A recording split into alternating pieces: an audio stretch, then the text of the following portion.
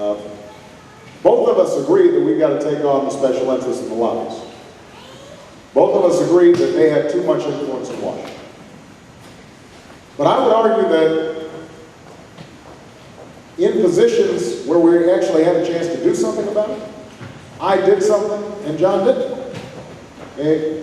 During the 6 years in the Senate, he wasn't passing laws that would reduce the power of lobbyists.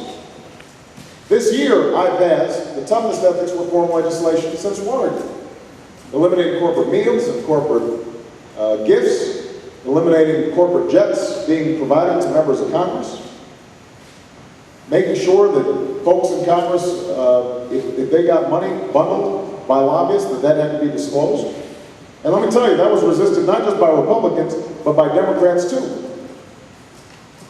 And so I've got a track record, same kind of track record I established at the state Senate, passing the first campaign ethics reform in 25 years, where I don't just talk the talk, I walk the walk.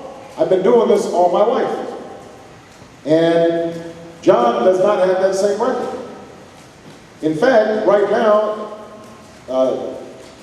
John yesterday said that he didn't believe in 527s.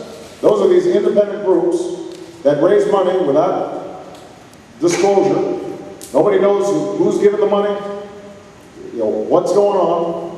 He said, I don't believe him, because this is a major loophole in campaign finance reform laws. You get these outside groups that are helping out candidates, and it's a way of getting around the campaign finance laws.